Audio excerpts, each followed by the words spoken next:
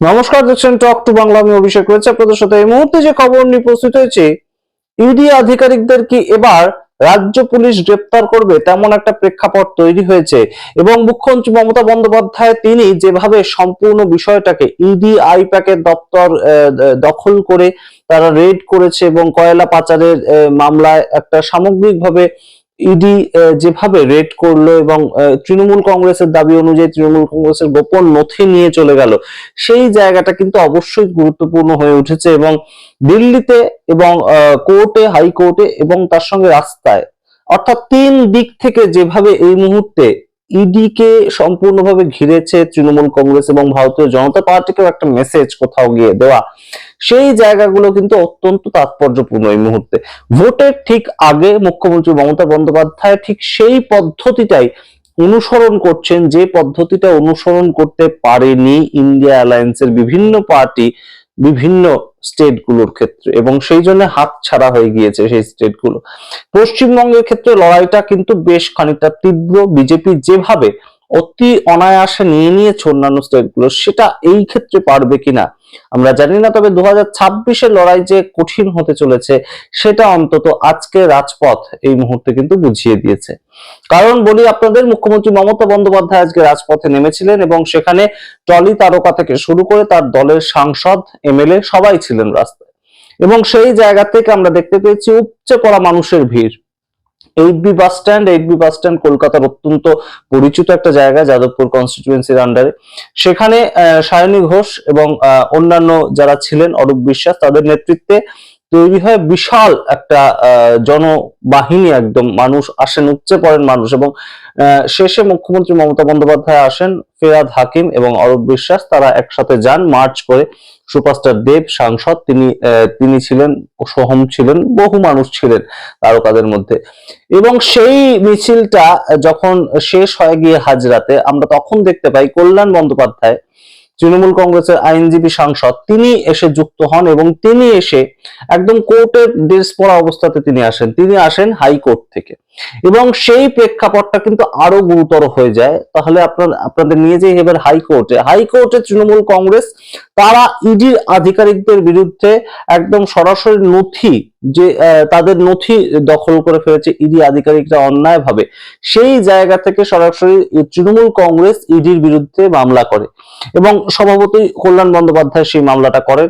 এবং দুপক্ষের মধ্যে এতটাই বচসা হয় হাইকোর্টে আজকে, অর্থাৎ ইডি একটা মামলা করেছে অল ইন্ডিয়া তৃণমূল কংগ্রেসের বিরুদ্ধে, মুখ্যমন্ত্রী মমতা বন্দ্যোপাধ্যায়ের বিরুদ্ধে।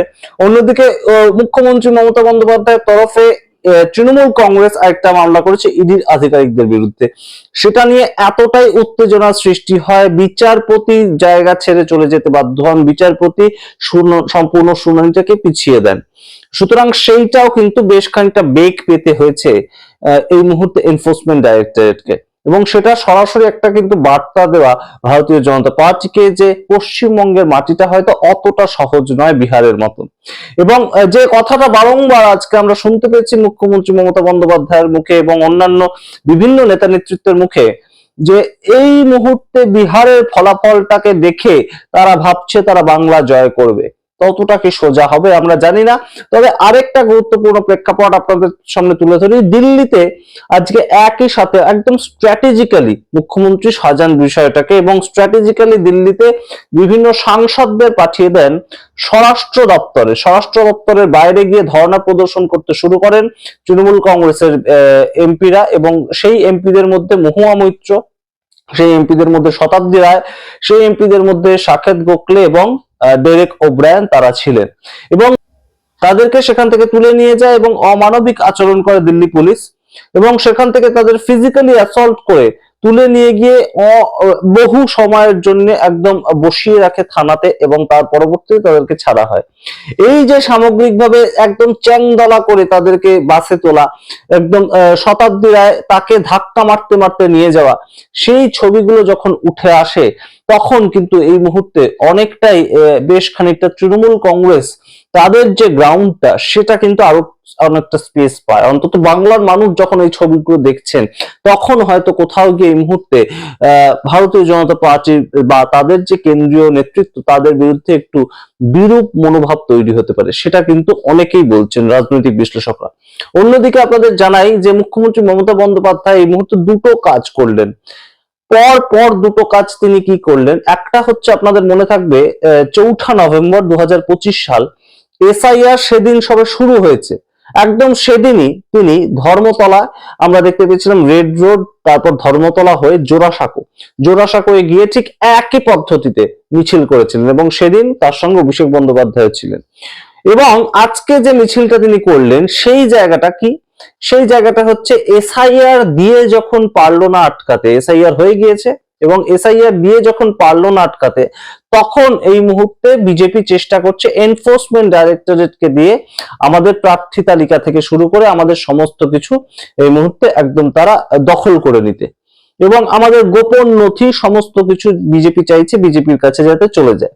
সেই প্রেক্ষাপটটা মানুষের কাছে কিন্তু পৌঁছেছিল। আমরা একদম সাধারণ মানুষের যে কথা, সেই সাধারণ মানুষের কথা থেকে কিন্তু বিভিন্ন জায়গায় এই ন্যারেটিভটাই তৈরি হয়েছে যে এসআইআর দিয়ে তৃণমূল কংগ্রেসকে আটকানো যায়নি বলে ইডিকে এবার পাঠিয়ে দিয়েছে, অর্থাৎ বিভিন্ন মেশিনারি ইউজ করছে কে না বিজেপি।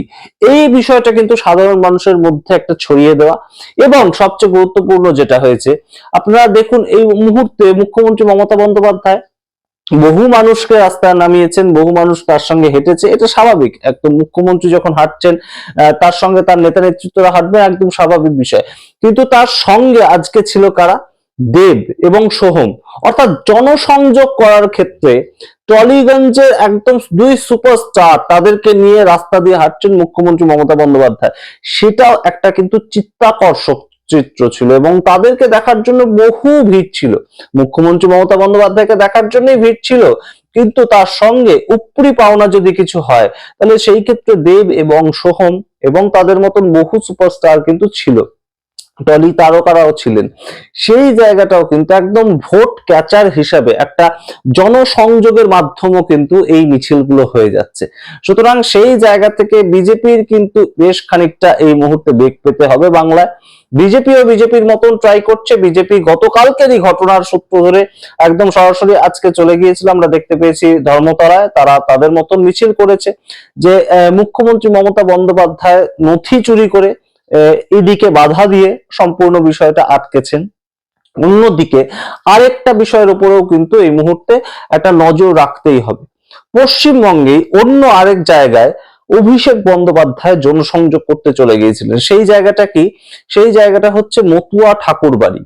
এবং মতুয়া ঠাকুরবাড়িতে শান্তনু ঠাকুরের গড়ে একদম সিঁধ কাটার যে বিষয়টা, সেইটা কিন্তু উঠে আসছে এই মুহূর্তে। কারণ মুখ্যমন্ত্রী মমতা বন্দ্যোপাধ্যায় প্রথম এসআইআর নিয়ে রাস্তায় হাঁটেছিলেন, যেটা আপনাদের বললাম একদম রেড রোড থেকে জোড়াসাঁকো। দ্বিতীয় যে তিনি মিছিলটা করেছিলেন সেটা কিন্তু বনগায় মতুয়া ঠাকুরবাড়িতে। এবং সবচেয়ে বেশি জোর যেখানে দেওয়া হচ্ছে যে মতুয়া ভোট যেহেতু এতদিন ধরে শান্তনু ঠাকুর পেয়েছেন বা বিজেপি পেয়েছে, সেই জায়গাটা যদি তাদের কাছ থেকে আবার ফিরিয়ে আনা যায়। কারণটা কি? সবচেয়ে বেশি নাম কাটা গিয়েছে মতুয়াদের এই এসআইআর এর ফলে। সেই বিষয়টাও কিন্তু এই মুহূর্তে তৃণমূল অত্যন্ত স্ট্র্যাটেজিক্যালি করছে। সমস্তটা নিয়ে এই মুহূর্তে বিজেপিকে ঘিরে ফেলা চারিদিক থেকে তাদের মতন করে তারা স্ট্র্যাটেজি সাজাচ্ছে। যুদ্ধের জামামা বেজে গেছে এই মুহূর্তে, বলাই যায়। 2026-এর ভোট যত আসবে তত রাস্তায় নামবেন মুখ্যমন্ত্রী, তত রাস্তায় নামবে অভিষেক বন্দ্যোপাধ্যায়, তত রাস্তায় নামবে তৃণমূল কংগ্রেস, এবং অবশ্যই তাদের সম্পূর্ণ বিরোধিতা করতে রাস্তায় আজকে ঠিক যেমন ভাবে বিজেপি নেমেছিল তেমন ভাবে বিজেপিও কিন্তু নামবে। সুতরাং দুই যুযুধান শিবির আবারও মুখোমুখি, এবং তার সঙ্গে বাম কংগ্রেস থাকছেই, এবং তার সঙ্গে জেইউপি নতুন পার্টি হুমায়ুন কবির খুলেছেন তারাও থাকছে। সবটা মিলিয়ে এই মুহূর্তে বাংলার রাজনীতি যে জমজমাট থাকবে আগামী কয়েকটা মাস, সেটা কিন্তু এই মুহূর্তে বোঝাই যাচ্ছে। আপনাদের মতামত আপনারা কমেন্ট বক্স কমেন্ট করে দেখতে থাকুন টক টু বাংলা। অবশ্যই টক টু বাংলা ইউটিউব চ্যানেলটিকে ছড়িয়ে দিন এবং সাবস্ক্রাইব করতে ভুলবেন না। ধন্যবাদ।